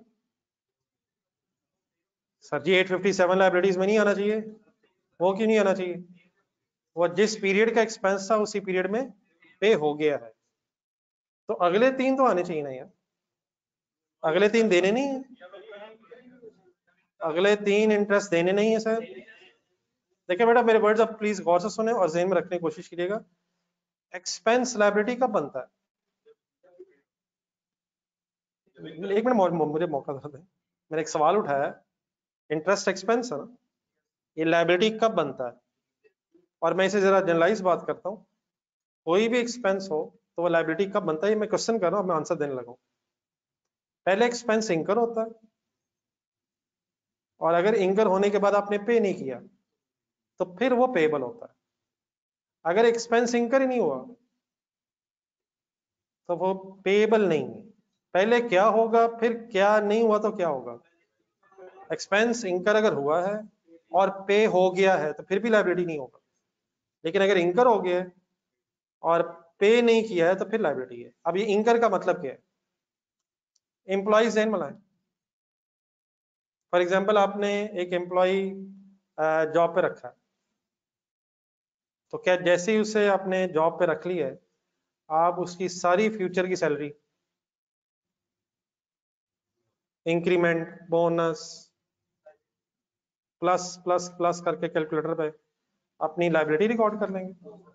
क्या होगा, एम्प्लॉय पहले सर्विसेज देगा, महीना एंड हो गया, अगर आपने पैसे पकड़ा दिए तो एक्सपेंस इंकर हुआ, लेकिन पेमेंट कर देने की वजह से लायबिलिटी नहीं हुआ। लेकिन अगर अभी महीना गुजर गया, एक्सपेंस इंकर हो गया, पैसे नहीं दिए, तब वो एक्सपेंस पेएबल भी हो गया। अगले महीने का या पिछले महीने का? पहले वो सर्विसेज दे रहा है, सर्विसेज लेने के बाद बेनिफिट आपने ले लिया है, अगर पैसे नहीं दिए तो फिर पेएबल होगा। रेंट की एग्जांपल, फॉर एग्जांपल आपने कोई प्रेमिसेस रेंट पे लिए, एक महीना गुजर गया है, तब रेंट एक्सपेंस हो गया है, वो नॉर्मली एडवांस में पे हो जाता है, लेकिन एक्सपेंस कब होगा, जब महीना गुजर गया है बेनिफिट लेने के बाद। फिर अगर फॉर एग्जांपल आपने रेंट नहीं भी दिया, तब वो रेंट पेएबल भी हो जाएगा। इसी तरह ये इंटरेस्ट कब इंकर होता है, टाइम गुजर जाएगा तो इंटरेस्ट एक्सपेंस बन जाएगा, और अगर आपने फिर पे ना किया टाइम गुजरने के बाद, तो फिर पेएबल होगा।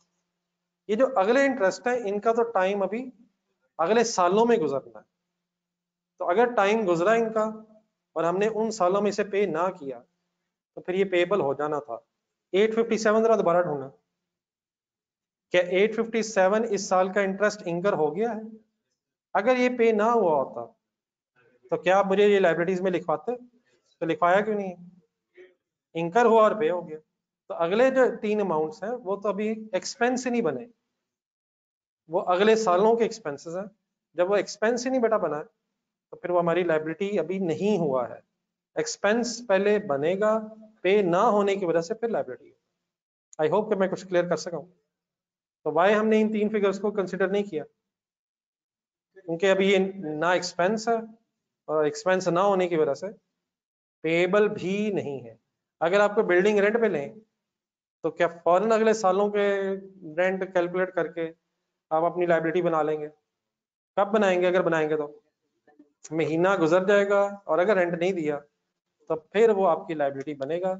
अदरवाइज अगर एक्सपेंस इंकर नहीं हुआ, तो फिर लाइबिलिटी का भी कोई सवाल पैदा नहीं होता। जैसे ही बिजली का मीटर घर लगवाया है, कैलकुलेटर उठा लेंगे, ऐसे ही होगा ना। मीटर अब लगवा लिया, बिल आने हैं, अंदाजे लगाएंगे बिजली का इतने मीटर इतना रेट होगा, ऐसे तो नहीं होगा। महीना गुजरेगा, बिल अगर आ गया और पे नहीं किया, ये भी इंपॉर्टेंट वर्ड्स हैं जो मैं बोल रहा हूँ। बिल आया, आपने पे कर दिया, क्या एक्सपेंस बना? लेकिन लाइबिलिटी क्यों नहीं बना? लेकिन अगर बिल आ गया है, एक्सपेंस तो बन गया, और अगर नहीं देंगे जब तक, तो फिर पेएबल भी हो जाएगा। तो पेएबल कब होगा? पहले क्या होगा तो फिर क्या होगा? पहले एक्सपेंस होगा, तो पेमेंट ना होने की वजह से पेएबल बनेगा। ठीक है बेटा, क्लियर हो गया जी? जरा काइंडली जरा बस वो एक्सट्रैक्ट्स पूरे कर लें। किस चीज के एक्सट्रैक्ट्स रह गए थे? कंप्रिहेंसिव इनकम, ये इजी है, प्लीज खुद से कंप्लीट करें। एंट्री सामने रख के जरा डिसाइड करें कि कौन सी फिगर्स प्रेजेंट होनी चाहिए।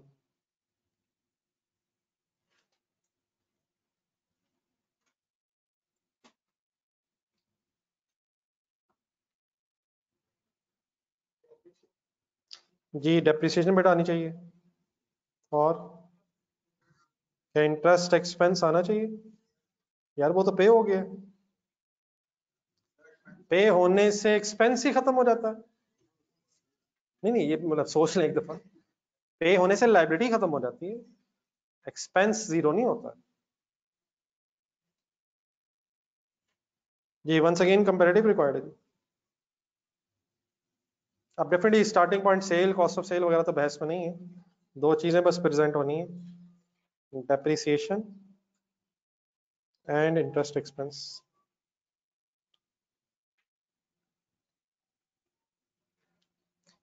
डेप्रिसिएशन प्रेजेंट होनी है या एक्यूमुलेटेड डेप्रिसिएशन प्रेजेंट होनी है?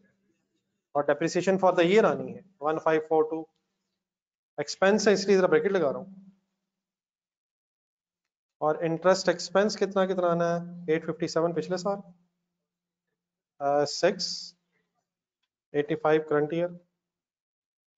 तो ब्रैकेट्स लगाने का की वजह प्रॉफिट एंड लॉस में एक्सपेंसेस प्रेजेंट कर रहे हैं हम, एक्यूमुलेटेड एक्सपेंसेस नहीं आने, expenses for the year present होने हैं। एनी अदर थिंग जी ऑनलाइन स्टूडेंट्स?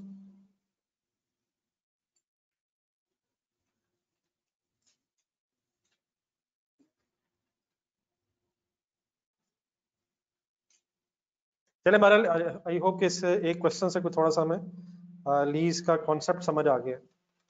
चले बाकी इंशाल्लाह फिर कल क्वेश्चन नंबर 2 भी करेंगे, आगे चलेंगे। अल्लाह हाफिज़।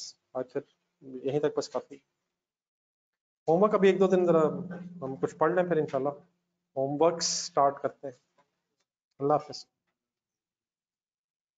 सॉरी जरा ताज़ा जज्बा है, अल्लाह ना करे 2-3 दिन तक फेड हो जाए, तो इंशाल्लाह बस 1-2 दिन जरा बहरहाल एक जरा थोड़ा सा रिवाइज करके आएगा, इसी की बेस पे कल वाले भी क्वेश्चन करेंगे।